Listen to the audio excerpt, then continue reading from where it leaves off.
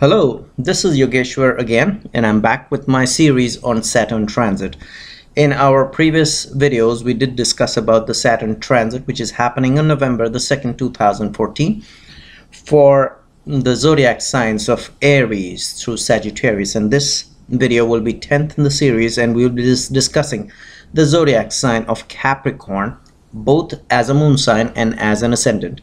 As I've already described in my previous videos, the Shastras, or the ancient scriptures, say that Gochara, or transit as it is called in Sanskrit, Gochara actually is a Sanskrit word for transit, it should be looked at from the point of view from the moon sign and not from the ascendant. However, recent research has concluded that the ascendant also are affected in a similar fashion, however, not to the extent of the moon sign when we consider a transit. So I will recommend both the moon signs of Capricorn and the ascendant of Capricorn should look at this video so that they can determine what will be the effect of Saturn transit from the zodiac sign of Libra and into the zodiac sign of Scorpio, which is happening in November 2014. November is around the corner because it's October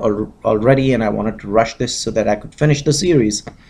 So both the moon signs and the ascendants of Capricorn are going to be similarly affected from the zodiac sign of Libra into Scorpio, and Scorpio as it falls on the 11th house.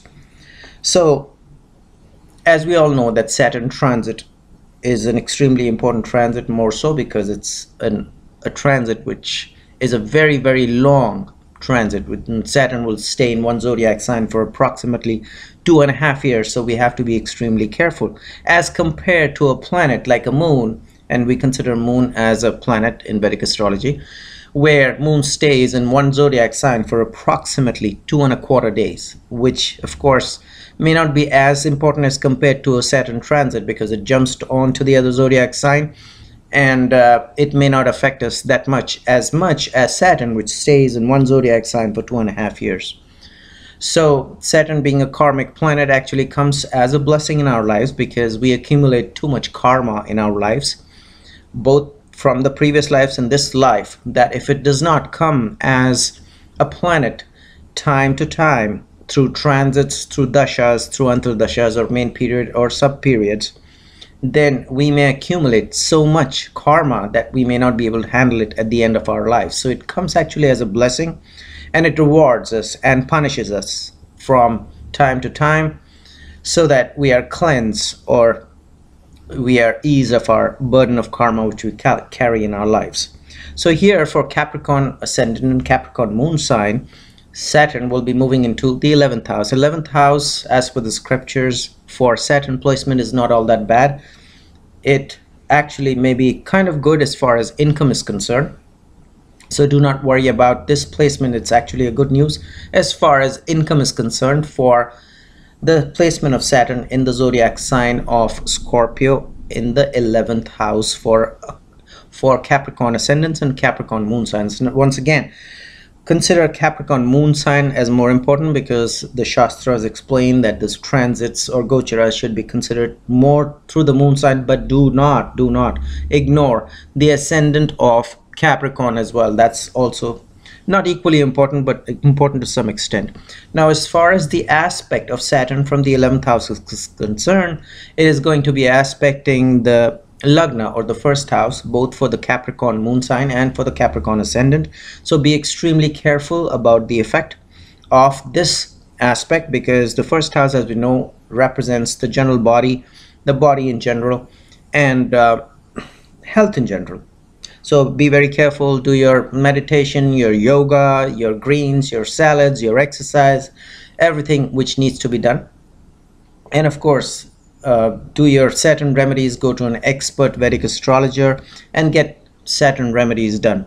And Saturn, whenever it transits, again, it will give you some bad, some good. So it'll be a mix of good and bad. So consider that Saturn extremely karmic planet, so it's going to give you both effects, because we keep on doing in our lives good and bad deeds. So obviously Saturn, when it comes through transits or dashas or whatever, it will give us good and bad effects, meaning which rewards and punishment. Now, as far as the 7th house aspect from the 11th house is concerned, Saturn is going to be aspecting the 5th house for Capricorn ascendant and Capricorn moon sign people, which is a house of children. So be very, very careful about the health of your children, their studies in general, your relationship with your children, and of course it also represents the house of pleasures. So there may be slight obstructions in terms of your pleasures in society, or taking a vacation,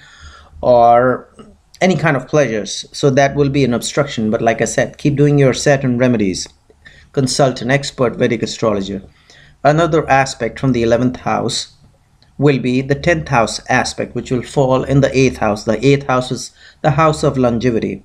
Now, as far as the scriptures say that the 8th house placement of Saturn is not bad, but as far as transits are concerned, the 8th house is a very karmic house as well. It talks about some past life debts.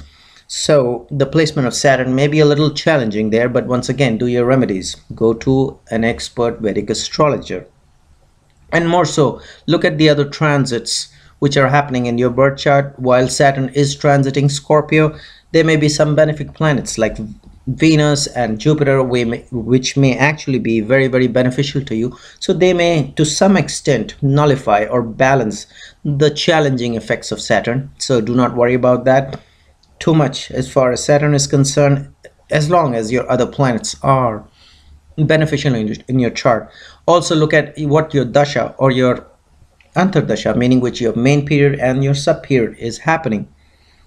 And if those planets which are under your dasha or antardasha or main period or sub period are beneficial for you, then of course the challenging effects of Saturn are going to be felt a little less. And once again, keep doing your remedies. Very, very important, just because it stays in one zodiac sign for 2.5 years. Now, for people who want to go into a little more detail as to how much will be the effect of Saturn, the extent of the effect of Saturn while this transit happens, then they have to look into their Ashtak Varga chart. An Ashtak Varga chart, if you do not know much about Ashtak Varga, is go look at my video on Ashtak Varga. You will have a little more clearer idea. If you look at Saturn in the Ashtak Varga chart and look right across under Scorpio, you will see a number, and if that number is less than 4, if it's 0, 1, 2, 3, then the effects, the evil effects, or the challenging effects rather, not evil, will be felt a little more. And if it's 4 and above, the challenging effects may be felt a little less in this case. So I will recommend do not go more into the details of Ashtak Varga, because it's going to confuse you even more. But people who want to go ahead and check out what points they are, go ahead and do it. But in general, the good news is Saturn placement in the 11th house is not a bad placement. So from the income perspective, it is actually a good news.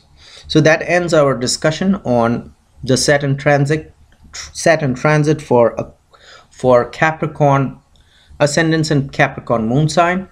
And we will be discussing another topic in our next video. In the meanwhile, please subscribe to my channel, and I will recommend go visit my website. There's a link below, and I will see you soon. Thank you.